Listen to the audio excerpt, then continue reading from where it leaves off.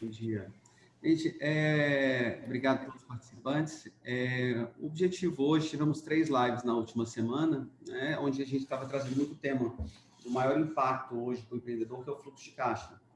E categorizamos bem práticos temas com gestão trabalhista, gestão de tributos e gestão de contratos comerciais e seus impactos no fluxo de caixa. E a questão do volume que teve de perguntas e questionamentos, optamos em fazer essa live extra hoje, muito para discutir algumas principais perguntas que traziam um tema abrangente, que consiga trazer soluções práticas para o empreendedor nesse momento tão complexo. Então, o objetivo é trazer que ele volte para dentro do seu ambiente de trabalho e consiga trazer soluções práticas, tá? Eu me chamo Daniel Lasses, sou fundador e CEO do Grupo Lasses, empresas que são destinadas à parte de gestão, né, consultoria em gestão. Outra empresa do grupo que é a Lasses Soluções, que é uma empresa de tecnologia e solução bank, para apoiar também na operação de gestão também, né? E o Marcelo Toches, que o Fernando vai apresentar agora, que é o nosso parceiro, que é responsável por toda a frente jurídica de todos os âmbitos que apoiam a todos os nossos clientes. Prazer, pessoal. Meu nome é Fernando Drummond, eu sou o VP do escritório e CEO também, responsável pelas nossas operações. O escritório vem dando suporte para os nossos clientes e para os clientes também do Grupo Lassi, né, nesses últimos 45 dias, onde a gente teve, de fato, a curva de impacto maior da pandemia no país, né?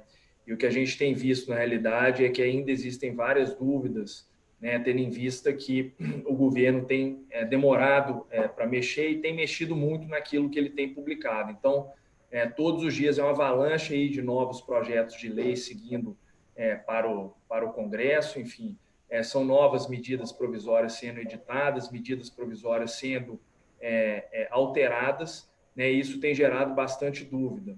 Então, eu trouxe hoje para a live o time completo que participou individualmente de cada uma das lives da semana passada, para a gente tentar responder alguns questionamentos que a gente tem visto aí, que são mais frequentes e mais corriqueiros entre o empresariado.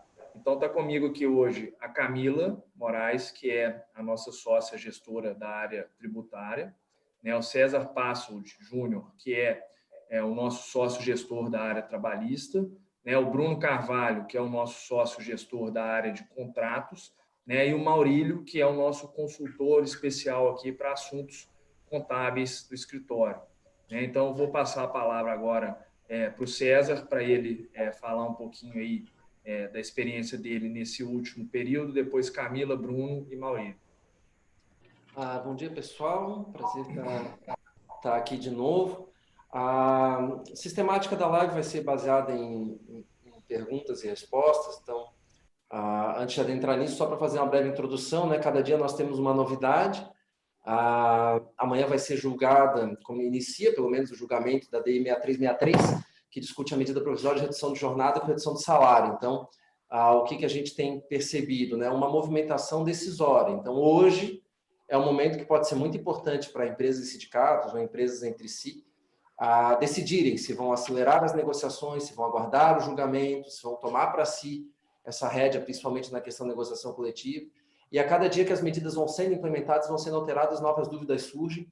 E é muito importante você fazer esse pensamento dia a dia, essa tomada de decisão dia a dia. E nessas horas é muito importante estar com o seu jurídico do lado, é parte do negócio, nunca foi tão parte do negócio quanto agora.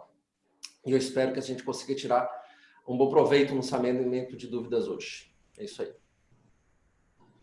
Bom, bom dia para todo mundo, prazer estar aqui de novo. Na última live a gente tentou fazer um compilado de todos os atos normativos que abordavam reduções ou prorrogações de tributos e deixamos disponível para você esse material. E hoje a gente vai tentar sanear as dúvidas, tem muita dúvida que já foi enviada para nós, mas fiquem à vontade para mandar mais dúvidas e tentaremos usar esse tempo aqui para atender principalmente a quem está nos assistindo, já que a última live foi bem expositiva e a gente espera que haja interação hoje para atender vocês. Bom dia, pessoal. Saúdo todos que participam da live conosco. Minha função aqui é exatamente colocar para vocês os efeitos que sofrerão a contabilidade no dia a dia com esse argamasso de medidas provisórias, decretos e portarias, que vão afetar a vida contábil direto das empresas. Vamos lá. Bom dia, pessoal. Na última live a gente falou sobre como que os contratos comerciais precisam ser revistos, precisam ser tirados da gaveta e como que o empresário precisa estar atento para esse momento, que é um momento excepcional, e a gente tem visto, no geral, que muitos não sabem como fazer, né, como iniciar a renegociação contratual. Então, a gente deu esse panorama e hoje vamos responder as perguntas aí dos empresários, dos gestores, sobre como lidar com eventuais intempéries que surgem aí no processo de negociação contratual, uma vez que o governo que emitiu, né, e está trabalhando em outras frentes, como trabalhista e tributária, ele está pouco atuante na parte que é obrigacional, né? A gente tem algumas medidas setorizadas, mas não há uma clareza geral de como agir, então por isso a gente tem que puxar os princípios da teoria obrigacional, da teoria contratual e do Código Civil. Perfeito, obrigado. Para reforçar, todo o material, tá, que foi solicitado nessa última semana, com tanto conteúdo que foi exposto como as lives, já estão disponíveis tanto no LinkedIn da Marcelo Toches, como também no LinkedIn do Grupo Laces. Então, está disponível para acesso, como também já foi enviado para todos que solicitaram. Então, estamos totalmente à disposição para poder responder dúvidas futuras, tá? Que através dos e-mails já foram disponibilizados, como também, conforme a Camila colocou, através do chat, tanto o chat do YouTube como o chat diretamente do Zoom. Então, vamos lá. Iniciando com uma pergunta aqui, que vai direcionada para a área trabalhista, funcionária gestante não pode ser demitida por causa da estabilidade? Se a empresa encerrar as atividades, como fica este contrato? Força maior libera da indenização? Contigo, César. Essa pergunta ela é interessante. Ela entra naquela área de zona cinzenta.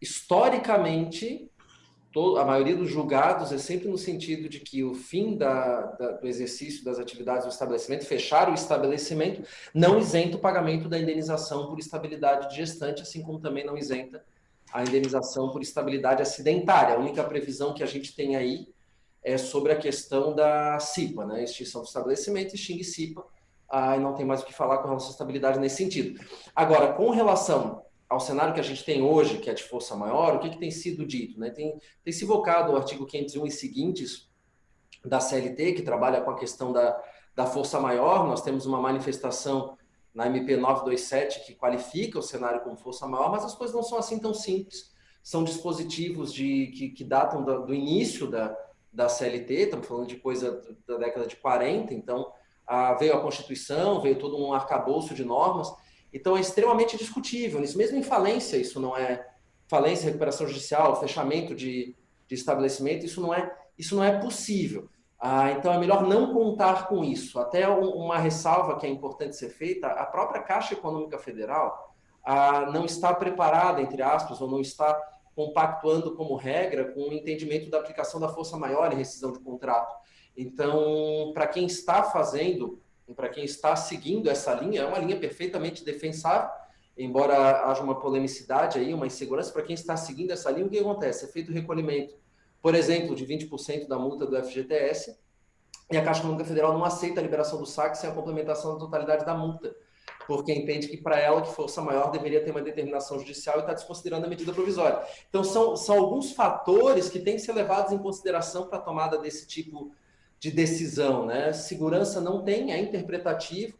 A princípio, a estabilidade dela deveria ser considerada mantida, sim. Trabalhar com o pior cenário nesse sentido, que historicamente é o que tem sido feito, embora nunca se viu nada assim antes, né? Eu não me recordo de uma medida provisória que considere e declare força maior um cenário nesse sentido. Então, os dois cenários são passíveis de discussão, mas é uma discussão que vai acabar caindo no judiciário, na minha opinião. Perfeito, obrigado.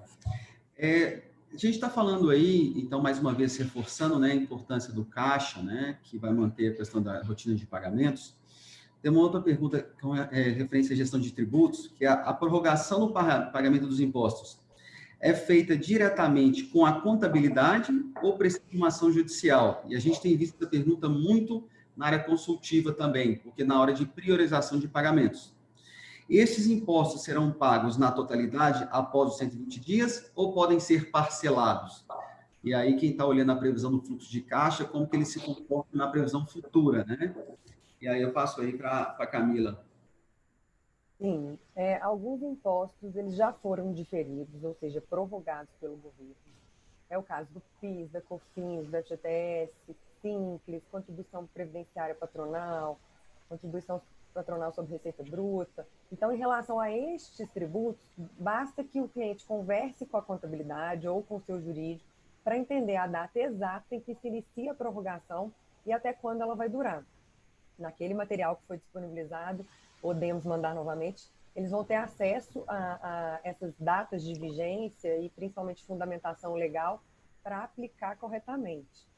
É importante dizer que não houve datas assim, uniformes para todos os tributos. Então, foi uma medida para cada tributo, praticamente, para cada grupo de tributo. Então, é muito importante conferir essa data de vigência da prorrogação.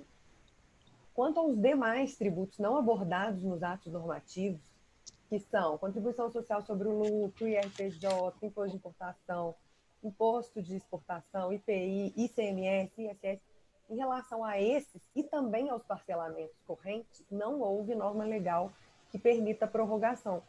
Portanto, nesse caso, respondendo à pergunta, ela só seria possível pela via judicial. Eu não sei se todos que estão aqui hoje assistiram à live, mas eu fiz uma explicação rápida naquela ocasião sobre essa possibilidade de ingresso no judiciário, porque existe uma portaria lá de 2012 que permite que a União, na verdade, que determina que a União prorrogue todos os tributos federais em caso de estado de calamidade pública decretado pelos estados. Como não houve regulamentação dessa portaria, as autoridades fiscais acreditaram que não era autorregulável, né, no interesse arrecadatório dela, e o que motivou os contribuintes, então, a essa corrida para o judiciário restabelecer essa relação que ficou muito desequilibrada, na medida que o empresário teve seu faturamento suspenso por uma determinação top-down, né, ele teve que cumprir, e aí houve pouca eficiência do governo em ampará-lo. E aí temos tido decisões interessantes no judiciário para diferir todos os tributos federais e decisões ainda tímidas do judiciário para diferir os estaduais e municipais, mas já existem também. Continuando a pergunta dela, ela fala também sobre o prazo para pagamento, né? Isso vai ser feito na totalidade. Exato. Mais uma vez, é importante verificar cada legislação, cada ato normativo, porque não existe uma regra uniforme para todos. Então, por exemplo, enquanto o PIS/COFINS foi prorrogado, o PIS e COFINS vencido em abril e maio foi prorrogado para agosto e outubro, o FGTS foi prorrogado de abril, maio e junho para julho, agosto e setembro, e ainda se concedeu um prazo de 6 meses a partir de julho para pagamento. Então, não há essa uniformidade que ela menciona aí na pergunta, eles serão pagos após os 120 dias? Não é assim. Cada tributo foi considerado de uma determinada maneira pelo governo. Então, deve-se analisar cada ato normativo isolado. Em relação ao parcelamento, também, como eu disse, alguns atos já vieram com essa concessão de parcelamento, que é o caso da FGTS, mas não é uma regra geral. Então, a gente pode esperar que, em relação àqueles tributos em que não houve regra para parcelamento, vá seguir o parcelamento geral já previsto em âmbito da União. Perfeito. Só uma palhinha para a doutora Camila, pode dar? Claro. Claro. Doutora Camila, eu acho importante, veja bem, nesse momento, vamos para uma questão prática, eu acho que vai ajudar muito a questão prática. Você tem que ter consciência que não foi alterado o fato gerador do tributo. Todas, tanto as portarias, as resoluções, as medidas provisórias, na verdade, houve o quê? Houve uma postergação do pagamento. Então, para ficar bem claro, porque dentro dessa pergunta da doutora Camila também tem chegado perguntas tipo assim, a competência do mês tal foi prorrogada, não foi prorrogada? Então, muitas pessoas estão preocupadas com competência. Então, para ser claro e objetivo, Não foi alterada a competência. Você vai apurar os seus tributos normalmente conforme a competência. Um exemplo, a PIS e a COFINS, que venceria no dia 24/4, ela foi, então, postergado o vencimento para o dia 25/8. Então, gente, para ficar fácil, todas as medidas, na verdade, eu vou deixar até o FGTS um pouco à parte, na verdade, só postergou vencimentos das obrigações. Tanto as obrigações principais, que são os tributos, como também algumas obrigações acessórias. O FGTS ele tem uma particularidade e foi o único que foi feito por medida provisória, para vocês terem uma ideia. Então, na verdade, assim, no FGTS, que venceria 7/4, 7/5, 7/6, você pode unificá-los, dividir por 6 e começar a pagar a partir de 7/7, ou seja, 7 de julho você começa a pagar essas parcelas. Então é importante a pessoa desvincular um pouco a ideia da competência e vincular as medidas à data de pagamento. Então, na verdade, nós estamos trabalhando com todas as medidas baseadas numa data de pagamento. Sobre a pergunta, Camila, que eu acredito que a pessoa fez aí, talvez ela não conseguiu expressar totalmente, é se poderia ter parcelamentos desses tributos. Eu escutei isso falando. Olha, gente, vamos lá. Eu sei por que você fez essa pergunta. Você está pensando no imposto de renda e da contribuição social, que quando você apura no lucro presumido, por exemplo, trimestralmente, você pode pagá-lo parceladamente, tá certo? No trimestre posterior, sendo que a primeira parcela não há correção e as demais sofrem correção Selic. Mas, como a doutora Camila falou com muita sabedoria, esses dois tributos não foram contemplados nas prorrogações. Então, eu acho que conseguimos fechar bem quando você começa a pensar qual era o vencimento dessa obrigação. Data tal. Ok, ela foi prorrogada para qual data? Pensando dessa forma, eu tenho certeza que você não vai errar. Perfeito, muito obrigado. Tem um ponto que tem reforçado bastante, principalmente lojistas, tá? Então, quando a gente fala de varejo, que é com relação a contratos de aluguéis comerciais, tá? E a gente avalia um cenário que eu estou em lockdown a partir da segunda quinzena de março, eu tenho uma visibilidade de lockdown em todo o mês de abril, eu tenho uma premissa interna de como vou tratar os meus contratos de aluguéis.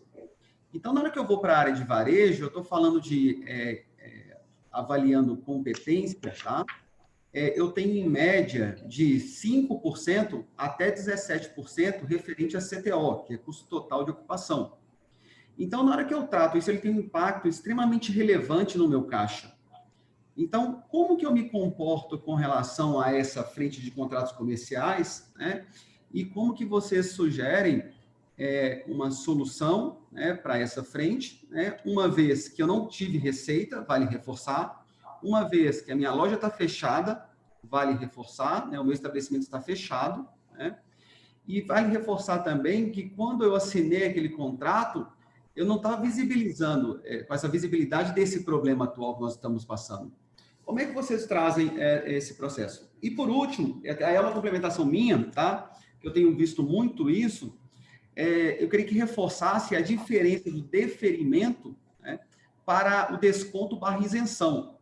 Porque eu tenho visto muito a questão até da interpretação de entender que deferimento é uma isenção. E aí o Bruno e o doutor Fernando aí podem nos trazer para deixar bem claro o que esse empreendedor está assinando. Porque o que ele está assinando agora, ele está se comprometendo. Então, esse cuidado até o entendimento. Bom, Lácio, primeiramente sobre contratos comerciais, contratos de locação. O que eu falei na live passada é que as partes precisam ter equidade, ter razoabilidade na negociação dos contratos, principalmente visando a manutenção do negócio. E quando eu falo manutenção do negócio, não é só o negócio do locatário também. O próprio locador que tem um imóvel, que tem um investimento em um imóvel para a locação, ele também tem esse negócio. E ele tem que visar a manutenção desse negócio. O que eu falei lá dos don'ts na nossa live de semana passada é evitar medidas impositivas, evitar determinações unilaterais e também evitar a moratória geral né, por parte do prestador, do locatário, etc. O que precisa ser feito, o que já deveria ter sido feito pelos gestores, pelos empresários, é sentar para conversar com os locadores ou com as administradoras de imóvel para poder atingir disposições transitórias durante o período de crise. A gente está falando aí seja de uma redução do aluguel, seja de uma carência, seja de uma repactuação futura, se a gente tem aluguel fixo, aluguel variável, em um empreendimento, por exemplo, esse empreendimento está fechado, as despesas do locador também diminuíram. Então, assim, não podemos agir como se em situação normal estivéssemos. Não estamos. E aqueles que não se adequarem à realidade atual, de que há necessidade de se fazer concessões de ambos os lados, não só de um lado, não é só um lado que vai sair perdendo, são todos.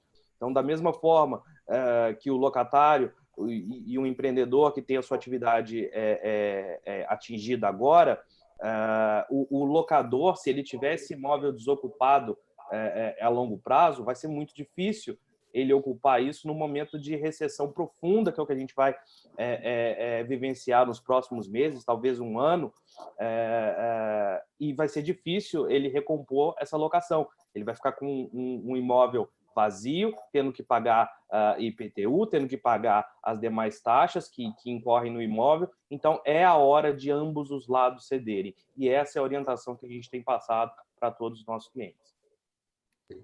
Obrigado. Na hora que eu trago aqui, eu vou trazer uma outra pergunta do âmbito trabalhista, e eu quero reforçar que o cenário que o empreendedor construir, ele hoje é muito incerto, né? A previsibilidade de quando se retorna ao mercado e com qual velocidade esse mercado retorna. Então, a partir dessa previsibilidade, vai ser construído um cenário. Exemplo prático que nós trouxemos na semana passada. Nós construímos um fluxo de caixa, uma previsibilidade de ficar todo mês de abril fechado e retornar junho, retornar maio, retornar julho. Qual a previsibilidade que você está contemplando? Porque tem uma pergunta aqui, que é como funciona a suspensão de trabalho, o que eu priorizo, diminuição de jornada, demissão ou ambos, né? Então, antes do César iniciar a resposta, primeiro tem que ser avaliado, né, qual cenário foi construído. Porque já tem cidades no Brasil já retornando. E se a empresa não se programar para tal retorno, ou ter uma previsão, eu posso ter uma abertura que eu não tenho nem equipe para colocar, para poder estar voltando para a minha operação. Então, eu tenho que trabalhar com cenários para depois eu entender qual seria, né, essa prioridade, né? E aí eu passo a pergunta para o César. Tá, eu vou fazer eu vou responder uma outra pergunta antes de entrar nessa. Tem uma pergunta do YouTube aqui: preciso reduzir a equipe na minha empresa, concordo que estaria mais resguardado juridicamente, demitindo por força maior e dando férias, pagando um terço de férias. Está tendo muita discussão a respeito do que é melhor fazer, né? O que eu diria? Eu acho que tem um ciclo de tomada de decisão. O desligamento por força maior não me parece seguro, tá? Em nenhum cenário ele me parece que traz segurança jurídica. Eu acho que o desligamento como medida, ele tem que estar no fim da fila. Mesmo porque o desligamento, em qualquer cenário, ainda mais quando a gente está falando de fluxo de caixa, ele implica em dispêndio de caixa. Então, assim, às vezes o desligamento se torna necessário porque eu não tenho certeza de recuperação de caixa na frente. É melhor eu desligar agora e pagar agora do que desligar na frente sem ter dinheiro para pagar. Mas ele é o fim da fila. Então, quando a gente começa a conversar, essa pergunta é bacana, o que eu priorizo? Tem um ciclo ideal de priorização. Então, se você consegue colocar em teletrabalho mantendo a produtividade, coloque em teletrabalho mantendo a produtividade quem você conseguir. Esse seria a primeira medida, que é uma medida que mantém a atividade, mas isso depende da realidade de cada um. Então, não conseguir colocar em teletrabalho. Muito bem, férias. A medida provisória 927 facilitou muito a concessão de férias individuais, jogou o pagamento de um terço lá para frente, tirou a antecipação do pagamento das férias para o quinto dia útil do mês subsequente. Então, em termos de controle de caixa, não tem o sobressalto. Mas, de novo, isso tem que ser acompanhado de um planejamento e acompanhamento. Então, eu faço o banco de horas. O banco de horas não me serve mais. Eu não vou ter uma retomada de produção ali na frente.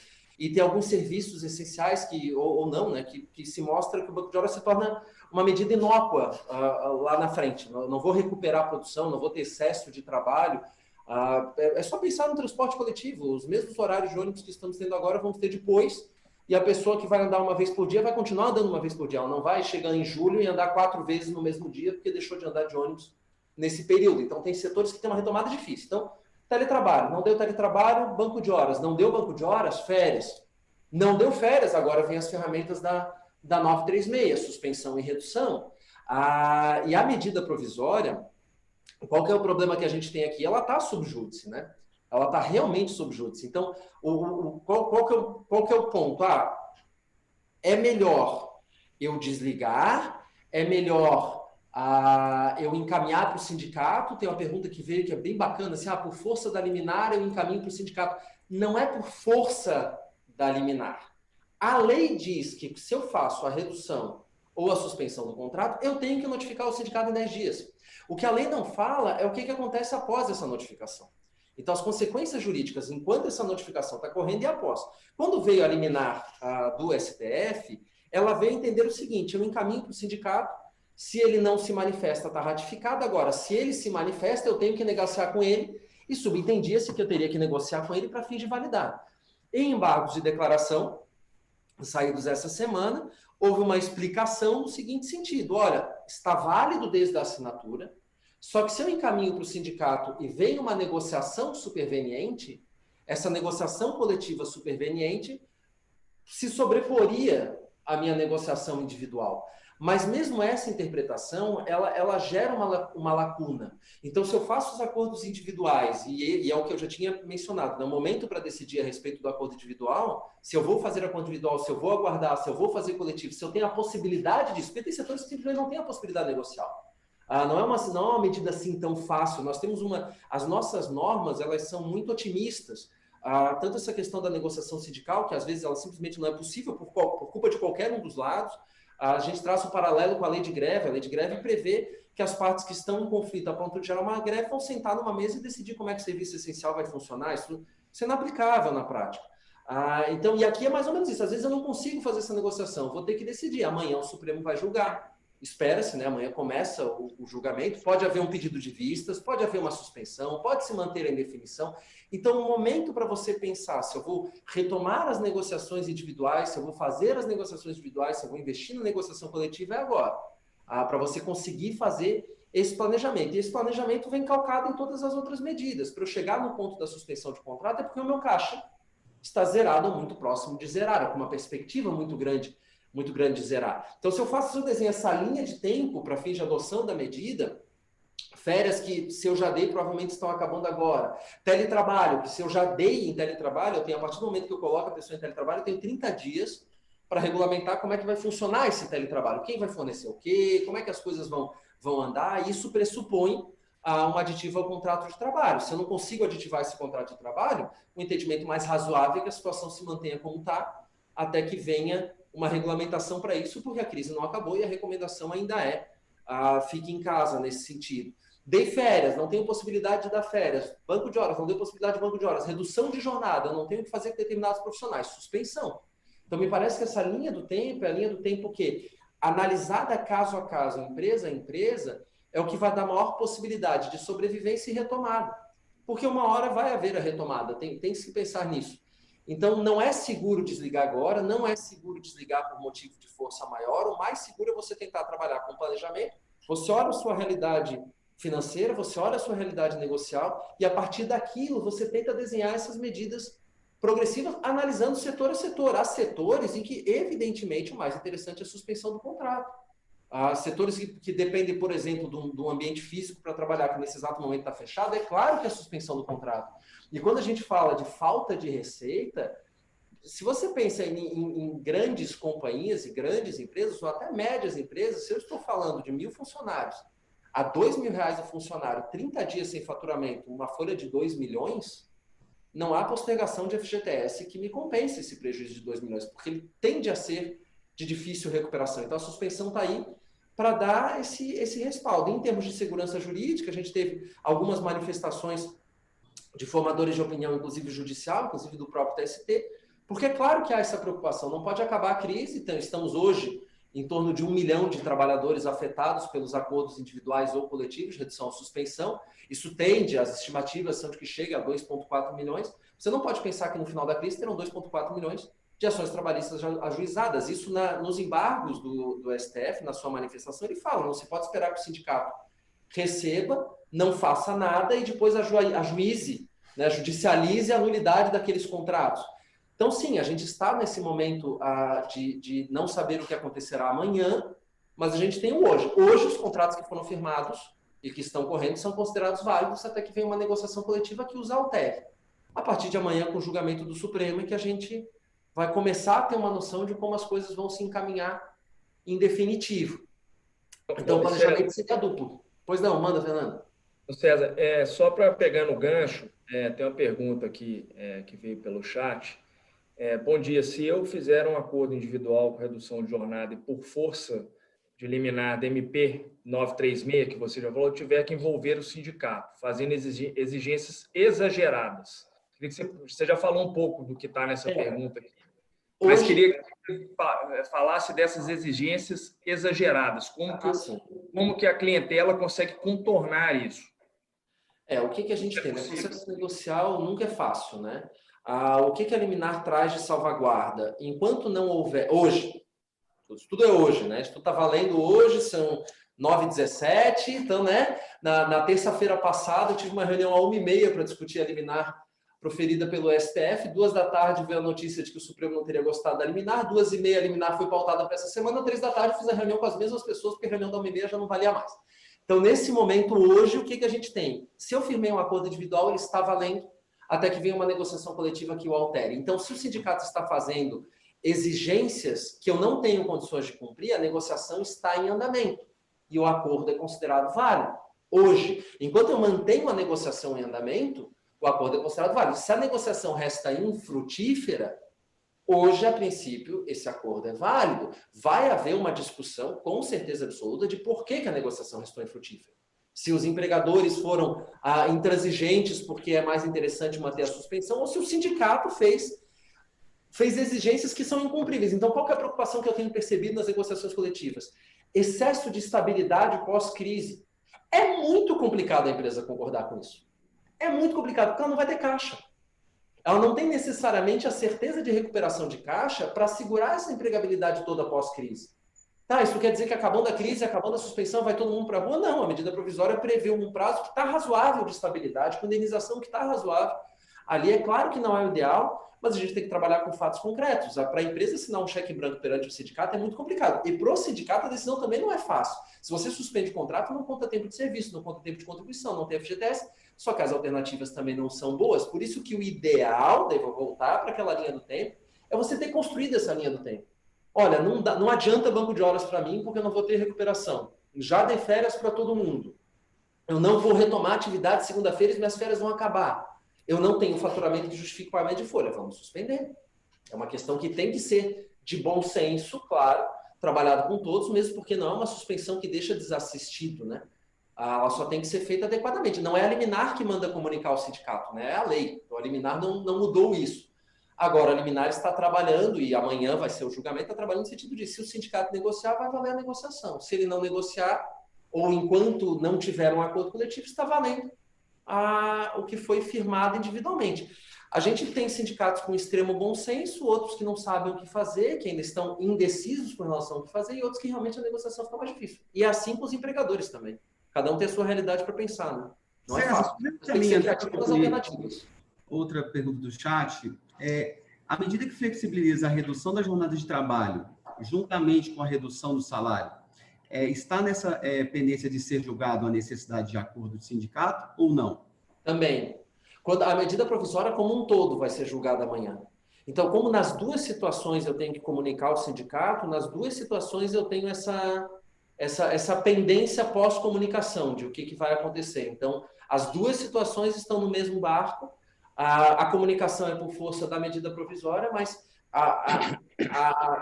o condicionante de validação a uma negociação coletiva acabou vindo por conta da liminar. E uma das coisas que é importante lembrar é que sempre vai ter que ter negociação. ou com um acordo, ou com um trabalhador individualmente considerado, ou com o sindicato. Então, essa tratativa continua sendo importante, só que ela é essencial para receber o benefício do governo, né? Então, para o próprio trabalhador ter a segurança, é importante levar com muita seriedade essa proposta de suspensão, porque nós temos que ser realistas com o cenário que estamos enfrentando. Foi uma ferramenta bem útil para inúmeros setores. Perfeito. Quando eu vou para a área de tributos, eu tenho aqui, né, a prorrogação do Simples foi concedida em 6 meses para todos os tributos? Não, aí é bom a gente fazer essa diferenciação, sim, porque está gerando muita dúvida. O Simples, eles segregaram nos tributos federais e estaduais e municipais. Então, para os tributos federais, que são aqueles IRPJ, CSLL, PIS, COFINS, contribuição previdenciária, IPI, nesse caso dos federais, houve sim o diferimento em 6 meses. Então, aqueles tributos de competência do mês de março, abril e maio, aí é importante lembrar do que o Maurílio falou, cujos vencimentos seriam em abril, maio e junho, eles foram prorrogados para, respectivamente, outubro, novembro e dezembro. Tributos federais. Em relação aos tributos estaduais e municipais, abrangidos pelo Simples, ICMS e ISS, houve a postergação em 3 meses. Então, os tributos de competência dos meses de março, abril e maio, cujo vencimento seria, então, em abril, maio e junho, foram prorrogados para julho, agosto e setembro. Tá? E aí tem uma situação do MEI também, que é um pouco diferente, que é aquele valor fixo, né, que paga pelo microempreendedor individual. Nesse caso, foram 6 meses também. Então, resumindo, para MEI e tributo federal foram 6 meses. Para tributo estadual e municipal foram 3 meses. Perfeito. E aproveitando essa linha também, eu estou vendo no chat, então já tem várias perguntas sobre a questão de regime tributário, tá? E tem uma aqui que é, se eu paguei a DARF de PIS e COFINS pelo regime lucro presumido relativo ao mês de janeiro e fevereiro, eu poderia efetuar a opção pelo regime de lucro real agora em maio? Seria o procedimento contábil para isso? Como é que funciona operacionalmente a questão de revisar o meu planejamento tributário? Bom, então, nesse caso, é exatamente uma das principais demandas que eu estou tendo no escritório. Então, vamos lá, para quem fez essa pergunta, você tem que se calcar em 2 âncoras, ok? A primeira âncora você tem que olhar o regulamento do imposto de renda atual, o RIR 2018, o artigo 257, ele elenca ali são 8 atividades, e uma questão de faturamento. Quem faturou no ano 2019 acima de 78 milhões, essas empresas estão obrigadas ao lucro real. Então, você tem que ter 2 âncoras. Primeiro, o regulamento do imposto de renda. Então, eu te pergunto, você está obrigado ao lucro real? Lembrando também, vou voltar 20 anos atrás, no Refis 1, que mesmo a empresa que faturou mais de 78 milhões, se ela está pagando ainda o Refis 1, é a única exceção. Ela pode optar pelo lucro presumido. Mas a pergunta, então, foi a seguinte: eu paguei PIS e COFINS e eu posso mudar o regime tributário. Possivelmente você se planejou para esse ano, tá certo? Pelo seu fluxo de caixa, ter sua atividade normal. Ninguém esperava aí a pandemia. Bem, eu quero, então, que vou te dar base legal do que você pode fazer. Quando você pega a Lei 9.718 de 98, olha só, vamos voltar em 98, no artigo 13, ela define qual o momento exato da opção do lucro real ou do lucro presumido. E quando dar-se-á essa opção? No pagamento do primeiro DARF, do imposto de renda e da contribuição social. Então, caro ouvinte, se você pagou PIS e COFINS com código de lucro presumido ou código de lucro real, isso não é impedimento para que você decida pelo lucro real ou pelo lucro presumido. Lembrando a vocês que o lucro presumido, como a apuração dele é trimestral, nós estamos exatamente no mês ideal de decidir. Por quê? Não vamos pegar aqui as portarias que prorrogaram, vamos pensar somente no vencimento. o lucro presumido teria que estar definindo agora, 30 de abril, o DARF que ele pagaria. Então, mesmo que você pagou, posso migrar para o lucro real, prevendo aí talvez prejuízo?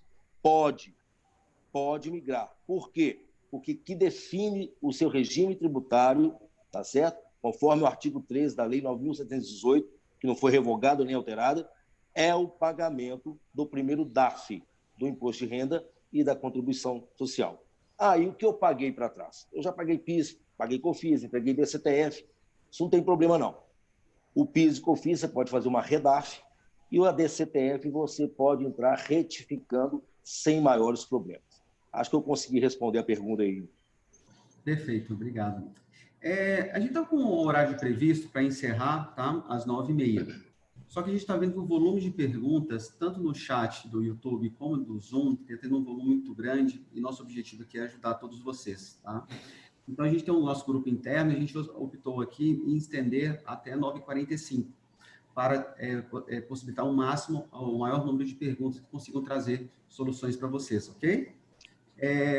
Mas uma pergunta para o Murilo e Maurílio e para a Camila, a reduções previstas para as contribuições ao Sistema S atingem o mês de março? Não, é importante falar disso, está gerando muita dúvida mesmo. Primeiro que foi uma das únicas reduções efetivas, né? As contribuições ao Sistema S, não houve prorrogação e sim redução. Está no nosso material também para acesso, para vocês verificarem cada uma das alíquotas. E o nosso entendimento é que a norma tributária ela não atinge fatos geradores pretéritos à sua vigência, que é a irretroatividade da lei tributária, né?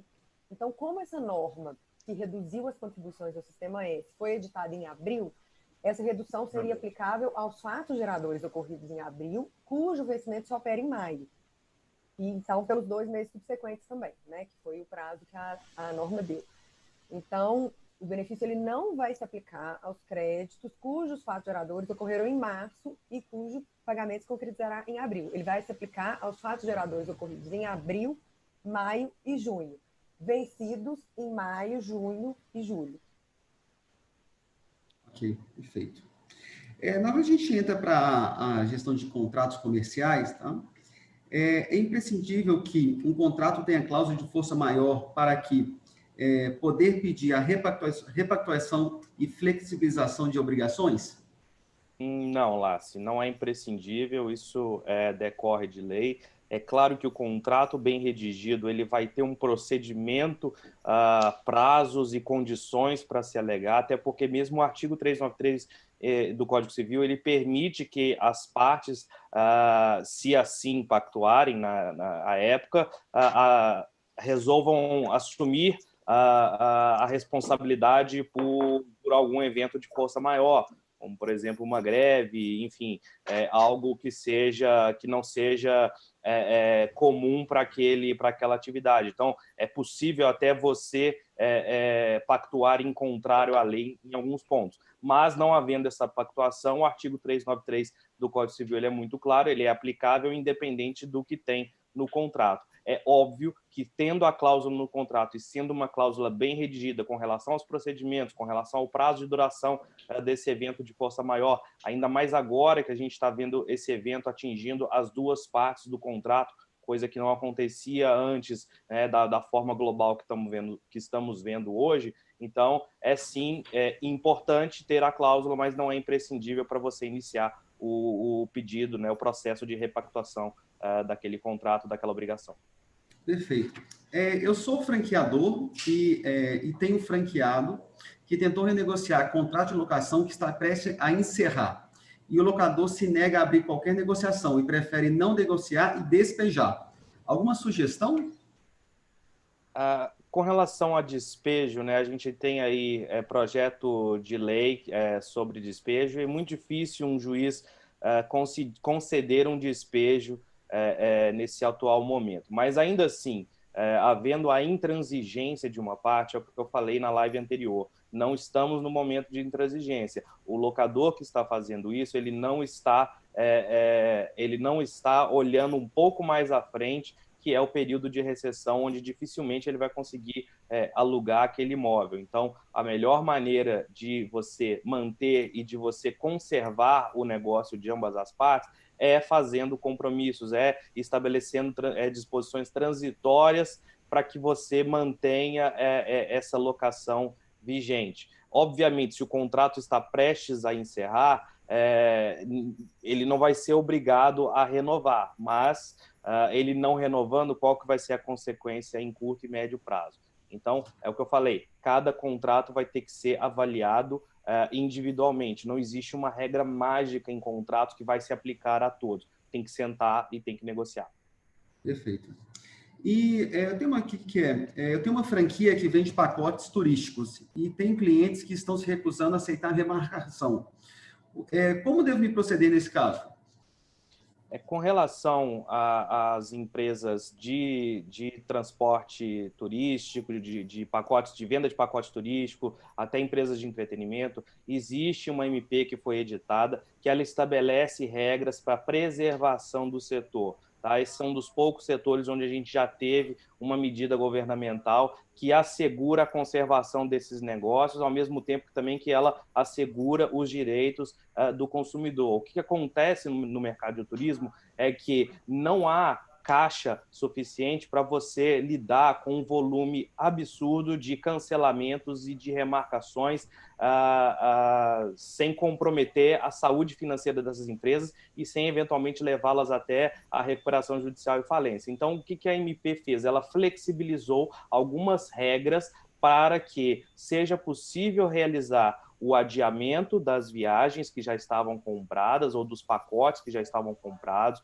ou de shows, concessão de crédito para a compra de um outro produto num prazo estendido, né? Porque o motivo de força maior, ele não é causa para você sair rescindindo tudo. Ele é uma suspensão temporária onde você tem que repactuar o contrato. Né? Então, é muito importante a gente separar isso. Em último caso, se houver necessidade de cancelamento para as empresas de entretenimento e turismo, aí sim a MP vai estabelecer um prazo dilatado para que esse reembolso ocorra, porque, novamente, estamos falando aqui de fluxo de caixa e hoje essas empresas não têm um fluxo de caixa para poder atender todos os cancelamentos de uma vez. Então, a MP estabelece que serão, a MP 948 estabelece que serão 12 meses após o fim do estado de calamidade pública, né, decretado pelo governo, para que a empresa tenha o prazo para poder reembolsar o seu viajante, o seu cliente. Perfeito. E mais uma aqui que está tendo alguns com o mesmo tópico, eu vou resumir. Estou com um contrato em negociação, contrato de aluguéis, mas que ainda não foi fechado. Tem outros contratos também na mesma situação, que já foram fechados, mas ainda não começaram a ser executados, por causa do coronavírus. Tem alguma sugestão, orientação de que cláusula deve constar e o que fazer com contratos que já foram fechados, mas que ainda não foram iniciados? E aí estou vendo muito isso, Bruno, em pontos que estão para abrir, shoppings que estavam para ser inaugurados, né? Contratos que estavam para ser iniciados. Sim. Este é o momento essencial de você sentar, principalmente num contrato que está sendo elaborado ou um contrato que foi recém-elaborado, né? E provavelmente ele foi elaborado antes da pandemia e ele iniciou sua vigência durante a pandemia, reagrupar as partes, sentar e aditar esse contrato estabelecendo uma disposição transitória, uma disposição suspensiva, uma disposição resolutiva para poder amparar esse momento transitório que estamos vivendo. A gente não tem certeza de quando vai acabar, mas a gente pode colocar um aditivo de que, olha, se decretada o fim da quarentena, se decretado o fim do estado de calamidade pública, retornando à atividade comercial, que provavelmente vai retornar em setores, aí sim esse contrato volta à sua plenitude. No momento é hora de fazer contingências, é na hora de segurar. Então, esses recém-contratos fechados, eles precisam ser aditados de forma a prever um período onde não vai haver a atividade econômica que está regulada naquele instrumento. Tem que ver caso a caso.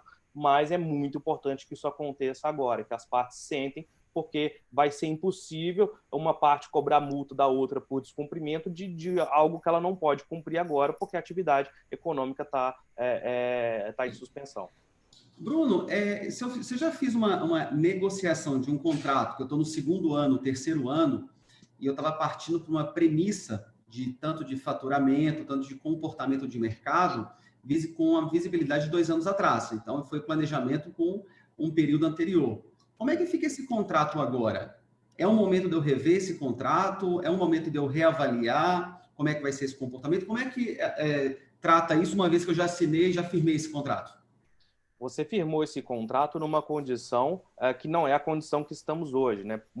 Igual eu falei, tem muitos gestores, muitos empresários que não estão entendendo que estamos num estado de exceção. Muitos empresários que não estão entendendo que é a hora, sim, de fazer concessões, de ceder em algum momento. Não é razoável o empresário esperar que tudo, que aquele contrato vai ser performado da mesma forma, que aquele pagamento vai ser feito da mesma forma. Então, se existiam contratos com garantia mínimas, com previsibilidade de faturamento, com gatilhos que estão vinculados de alguma forma financeiramente a uma realidade que não é mais a atual, tem que sentar, tem que renegociar, repactuar. Como eu falei, um aditivo com condições suspensivas, com condições resolutivas, com condições temporárias, mas isso tem que existir e tem que ser feito caso a caso. Não existe uma forma de você aplicar isso de forma geral em todas, né? Não dá para se fazer isso. Então, eu já ouvi de colegas, de clientes, assim, não quero ter que mexer com isso agora. Você vai ter que mexer com isso agora. É o momento de mexer com isso agora, porque isso vai impactar a preservação do negócio de ambas as partes. Perfeito, obrigado. César, eu tenho visto muitas operações, tá, dentro da consultoria, como a gente já tem falado bastante, eu e o Fernando, e tem uma pergunta da Jéssica Ramos aqui, que fala: gostaria de saber sobre os afastados. O número de afastados está bem alto nas empresas, pois qualquer sintoma que seja do Covid-19, a pessoa é afastada por 14, 15 dias. Pela Lei 13.982/5, artigo 5. Os 15 dias podem ser compensados quando o empregado estar afastado pelo Covid-19. Sabemos que não estão fazendo teste em todos. Com isso, estão com inúmeras pessoas afastadas por suspeitas de doença, mas não com ela confirmada. O que fazer? Existe uma forma de compensar esses 15 dias? E aproveitando, César, a gente tem visto queda de quadro de 20%, 30%, tá? E vendo em várias operações e em vários segmentos pela mesma frente. Uma excelente pergunta. Gente, é uma coisa interessante porque a lei, quando ela fala sobre a questão do afastamento, ela vincula a atestado, né? Tem uma grande discussão, tem um PL sobre isso, sobre a autodeclaração, sobre o afastamento em decorrência de sintoma, como é que eu faço para ser encaminhado para um médico se eu tenho regiões em que simplesmente não está tendo atendimento presencial, o atendimento é remoto, enfim, como é que funciona isso? É bem engraçado porque a resposta jurídica ela é simplista. Se eu não tenho um atestado médico, se não vier um atestado médico, essa pessoa ela vai ter que acontecer com ela o que está acontecendo com os demais. Eu tenho que ter um atestado médico. Hoje, por força de lei, eu tenho que ter um atestado médico para justificar essa minha ausência ao trabalho. Quando eu digo ausência, pode ser inclusive ausência virtual, esse meu não trabalho, em decorrência de sintomas que podem estar vinculados ao coronavírus ou não. As pessoas continuam ficando doentes das outras coisas. Eu continuo tendo que ter um atestado médico, como eu sempre tive. A regulamentação que veio com relação aos 14 mais 14, ela também acabou dando uma grande discussão com relação a se a partir do 16º dia o INSS receberia ou não receberia essas pessoas. A princípio, mediante atestado médico, receberia sim, deveria receber e fazer o atendimento, fornecimento do benefício, enfim. Deveria acontecer assim. Se eu estou fazendo o afastamento preventivo, não por força de atestado médico, por deliberação da empresa, eu vou dar o tratamento para esse afastamento que juridicamente a medida provisória, inclusive, me traz as ferramentas. Sim, banco de horas, isso pode ser entendido como banco de horas. Às vezes, o afastamento preventivo é por uma suspeita que não gera incapacidade para o trabalho, então permite o teletrabalho. Às vezes, esse afastamento preventivo pode gerar férias, porque se não está vinculado a um atestado, não tem suspensão de contrato de trabalho. E aí nós temos uma briga entre a lei e recomendações. Então, isso é um enfrentamento que eu acredito que muitas empresas estão tendo alguns órgãos, algumas entidades, o Ministério Público do Trabalho, em diversas regiões, adotam o posicionamento de que a autodeclaração deveria gerar o afastamento remunerado por parte da empresa.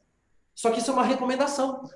Então, você não tem uma força legislativa a isso, e é uma recomendação que não encontra o respaldo direto na lei, ela é interpretativa, claro que tem um fundamento jurídico para isso, mas ela acaba se tornando discutível, porque a própria lei que regulamenta isso, quando ela dá poder aos estados, quando ela dá poder às secretarias de saúde para adotar medidas restritivas, ela vincula essas medidas restritivas a um estudo técnico, a um estudo médico técnico.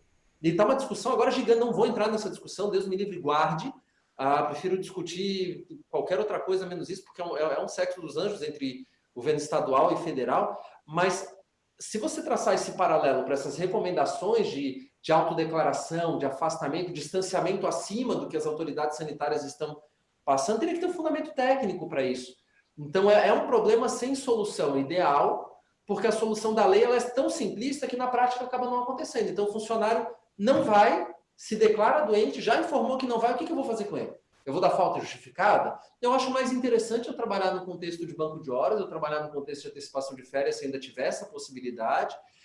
Se não tem atestado, não vejo impeditivo para você negociar a suspensão do contrato de trabalho. Se eu tenho um atestado, eu estou com um contrato de trabalho suspenso.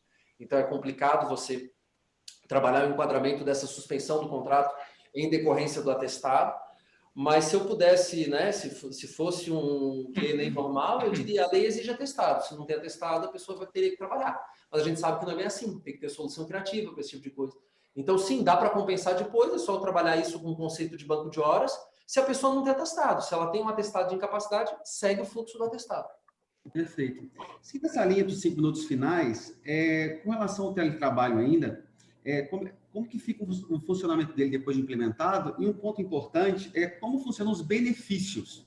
Então, eu tenho uma linha de atuação e eu tenho uma linha de benefícios, né?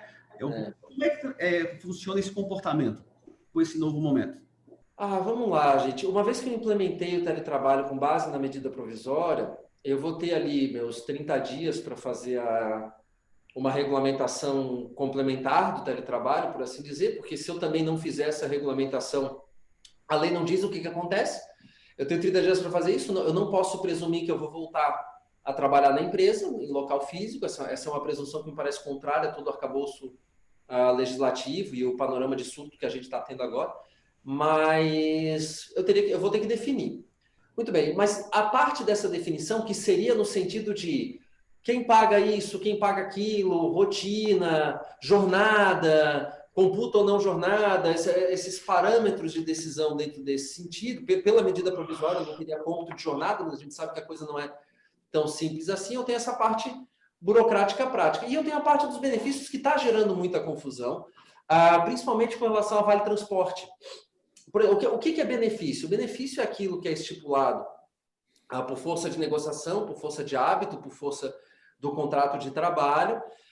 É algo que eu recebo não como recompensa pelo trabalho, porque isso é salário, mas em função dele ou para a realização dele em algumas circunstâncias. O benefício clássico é o vale alimentação.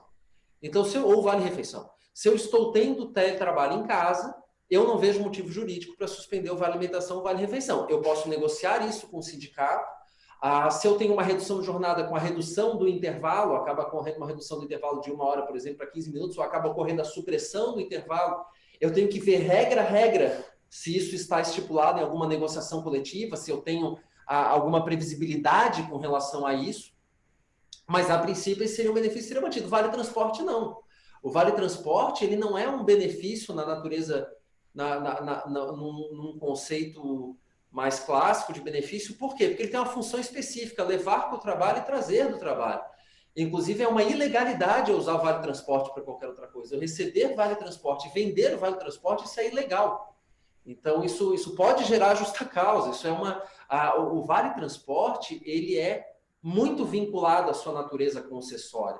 E quando a gente abusa do vale transporte, o que as pessoas esquecem? É um problema para os dois lados, porque às vezes, se eu não estou usando o vale transporte para o trabalho e vice-versa, que é o período agora, tanto a empresa pode vir a ter um problema de recolhimento previdenciário em cima disso, quanto o empregado pode vir a ter um problema que as pessoas às vezes esquecem, dependendo do valor do vale transporte que é dado, se aquilo ali for descaracterizado como vale transporte, porque eu estou em teletrabalho, não estou me transportando para o trabalho, isso vira salário. Se vira salário, isso soma a tua base salarial e às vezes você até muda a tua alíquota de retenção do imposto de renda e subitamente você está devendo imposto de renda. Você está devendo imposto de renda num patamar muito maior do que aquele benefício em FGTS e talvez para recolhimento previdenciário uma aposentadoria futura.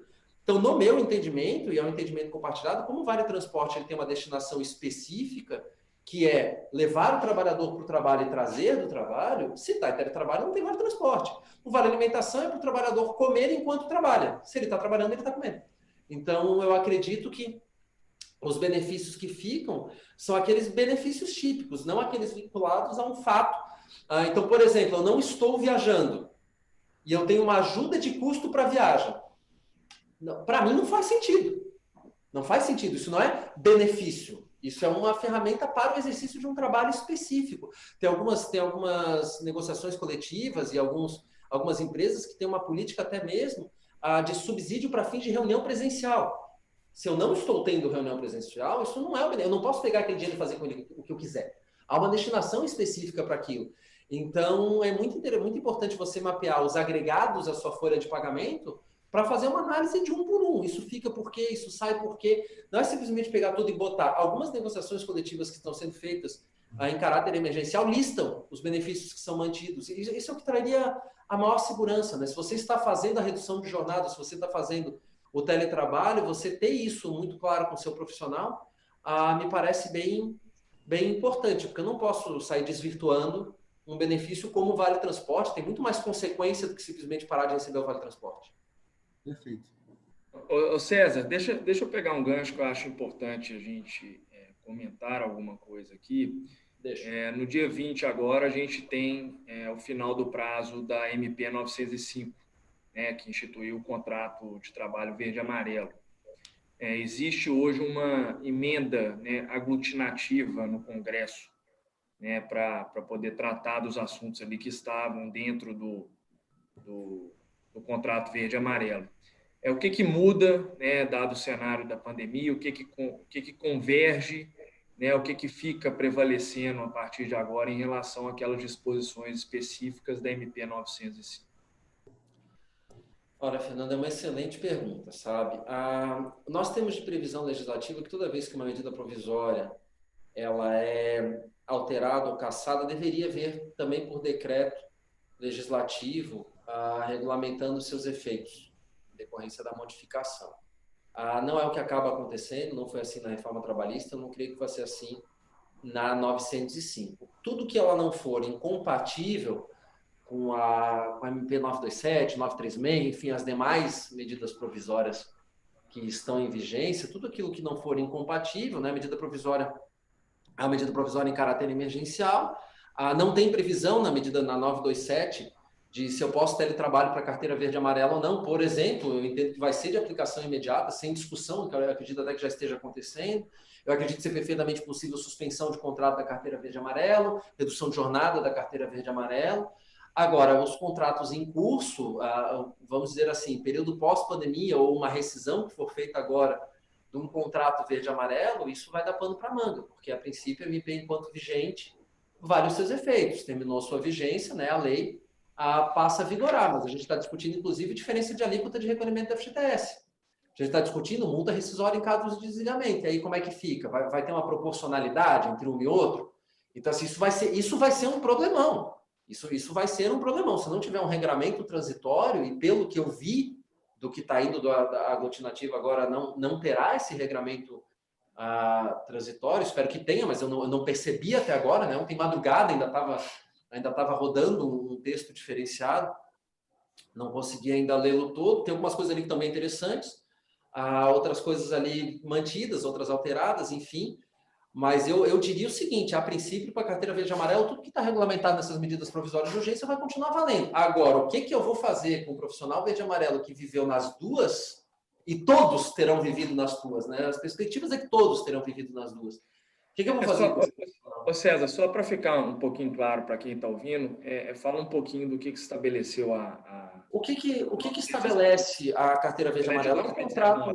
É um contrato, saiu no ano passado, foco em empregabilidade de jovem, é um contrato diferenciado de prazo de vigência máximo de 2 anos, que tem redução de recolhimento de alíquota de FGTS mensal, eu posso antecipar o pagamento de férias e 13º mês a mês, então não vou ter um dispêndio maior de caixa, uma sistemática parecida com a doméstica, quem tem doméstica regularmente registrada, e se é doméstica deverá estar regularmente registrado, você faz recolhimento mês a mês já de multa de FGTS rescisória, seria a mesma lógica para a carteira verde e amarela.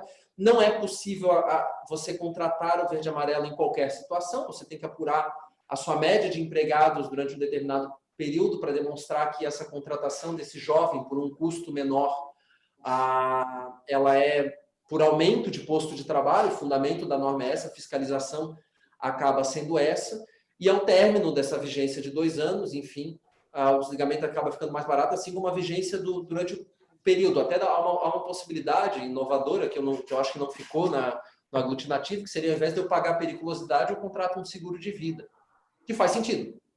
Tá? Faz todo sentido. Foi muito criticado, mas qual que é o fundamento do adicional de periculosidade? É você que dá para a pessoa uma renda a mais caso algo de ruim aconteça, só que essa renda ela gasta. Né? Então, se eu tenho um seguro de vida, a efetividade, se ela tiver que ser implementada, ela é muito mais clara. Mas, enfim, seria isso. Só qual que é o problema? Por exemplo, se discutia que a multa rescisória seria 20%. Pelo que eu vi no aglutinativo, virou 30%.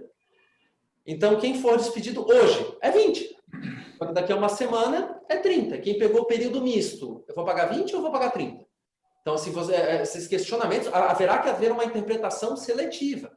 Vai dar rolo. Teve uma ampliação do projeto que é bacana, que coloca também na verde e amarelo, contratação de quem tem mais de 55 anos e está 12 meses fora do mercado de trabalho.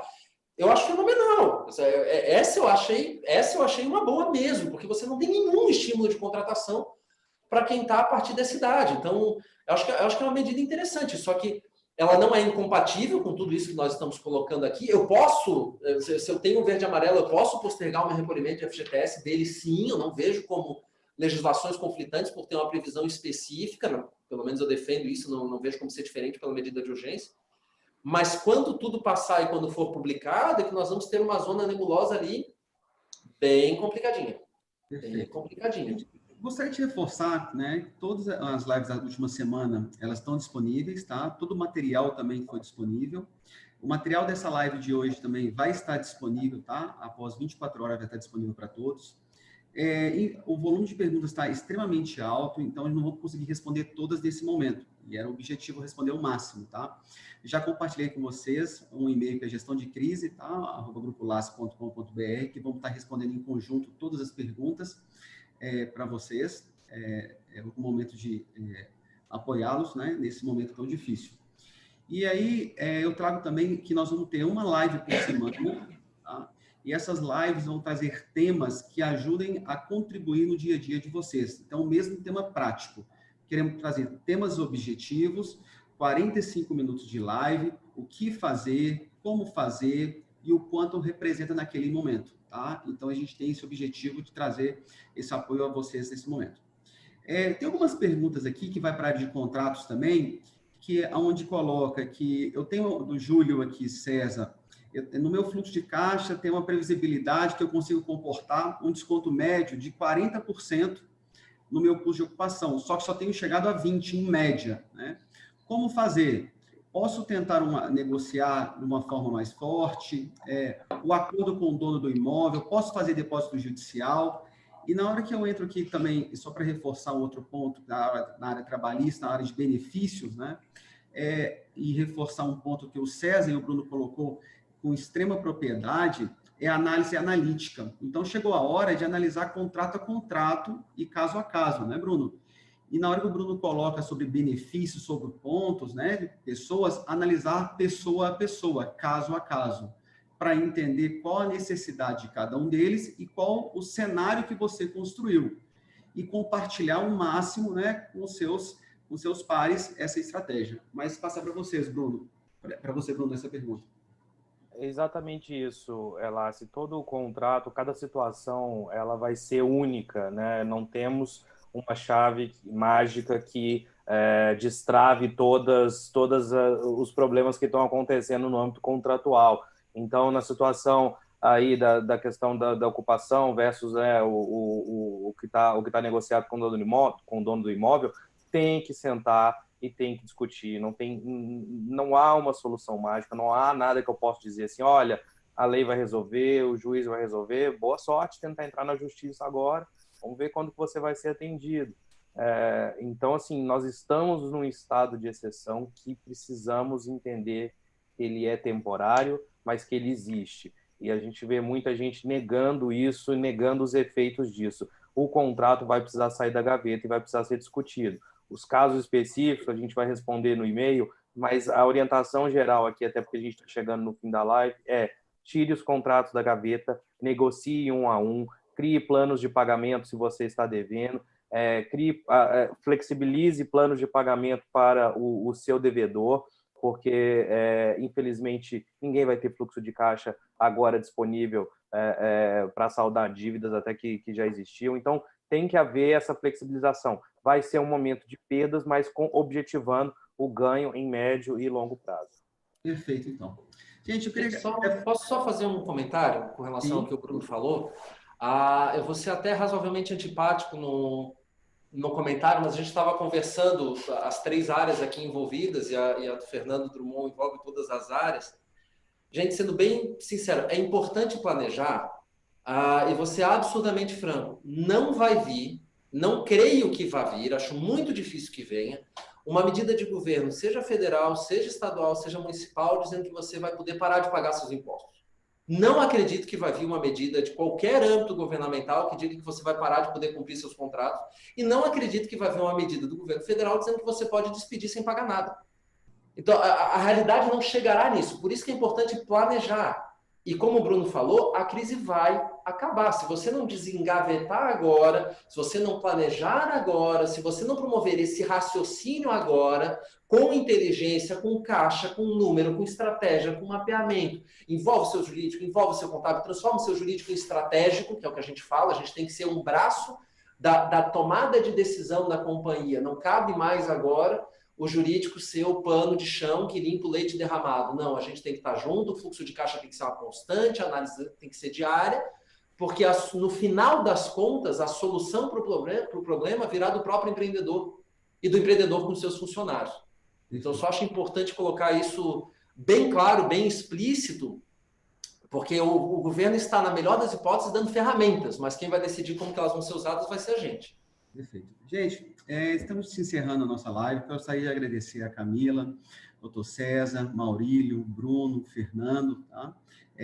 As agendas foram estendidas aqui 2 vezes em função do volume, então, assim, essa dedicação em ajudar o próximo e compartilhar conhecimento para ações práticas, tá? Então, muito obrigado a todos, tá? Estamos disponíveis a todos vocês. O que pudermos apoiar vai ser com todo o prazer.